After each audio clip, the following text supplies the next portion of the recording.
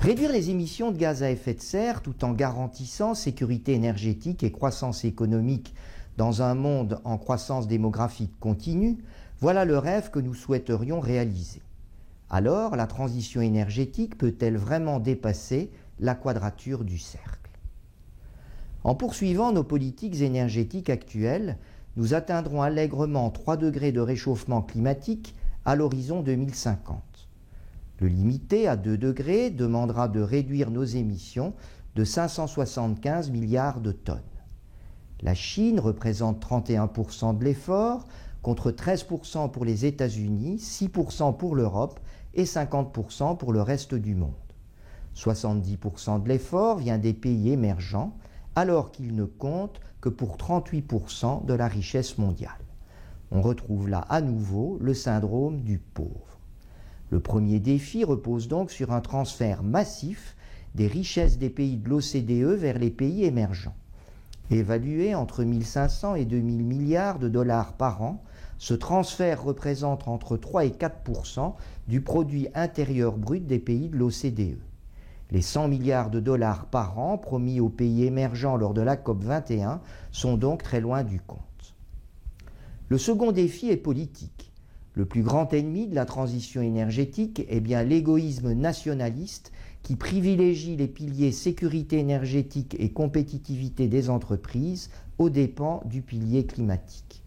Le président américain Donald Trump en est aujourd'hui le parfait porte-parole.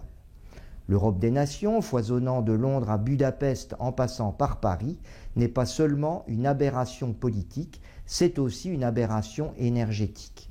Notre avenir à tous réside bien dans la construction d'un État fédéral européen qui finira par émerger au cours des prochaines décennies. Le troisième défi est clairement technologique. La croissance verte apparaît comme une dangereuse utopie. Elle ne représente en rien une percée technologique. L'éolienne n'est que le couplage d'un moulin à vent avec le disque de Faraday. Hertz découvrit l'effet photoélectrique à la fin du XIXe siècle, Diesel fit tourner son premier moteur à l'huile d'arachide et la célèbre Ford T fonctionnait à l'alcool. C'est bien le pétrole, beaucoup plus performant, qui a dissuadé nos ancêtres d'utiliser les renouvelables tant ils les trouvaient inefficaces. D'autant que si l'on considère l'ensemble de leur cycle de vie et non pas seulement leur phase d'utilisation, les énergies renouvelables sont loin d'être neutres en carbone.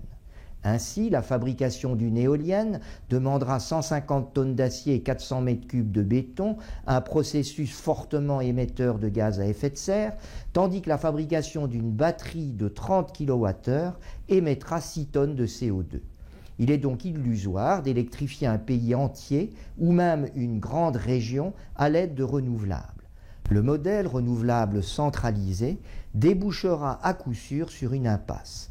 Le solaire ou l'éolien sont des énergies purement locales. Pour être viables, elles auront besoin du support d'un ami thermique dont la taille dépendra des ressources renouvelables locales. La transition du charbon vers les renouvelables sera donc un chemin très tortueux qui devra s'appuyer à la fois sur le gaz, mais aussi et surtout sur le nucléaire.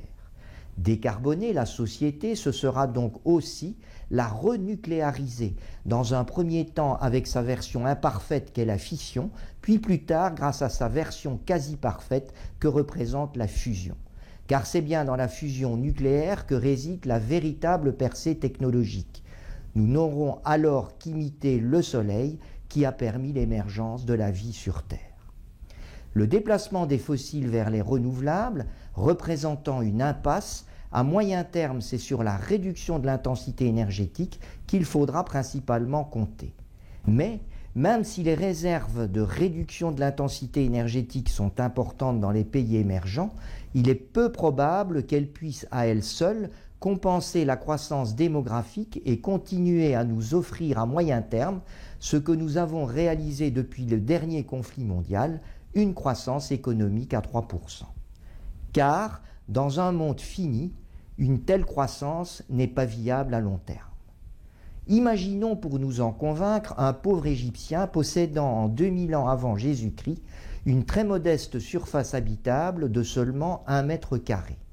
Dans notre très grande générosité, offrons-lui le Graal de la croissance moderne, c'est-à-dire 3% par an.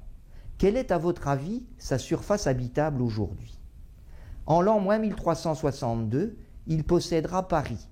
En l'an 1092, la France. En 989, l'Europe. En 858, la Terre. En plus 40, le système solaire. Et en 1221, la Voie lactée. Aujourd'hui, après 4000 ans, notre pauvre Égyptien est propriétaire d'une surface habitable de 2,23 10 exposant 51 mètres carrés, soit davantage que l'univers observable. Dans un monde fini, la croissance économique à 3% sur de très longues périodes n'a donc aucun sens. Je vous laisserai réfléchir sur cette dernière image en vous remerciant de m'avoir suivi toutes les semaines depuis le début de cette année. Je publierai dans quelques semaines l'intégrale de la conférence tournante que j'ai réalisée plus de 60 fois depuis la parution de mon ouvrage. Merci de votre fidélité et si vous ne l'avez déjà fait, n'hésitez pas à adhérer à Energy Challenge.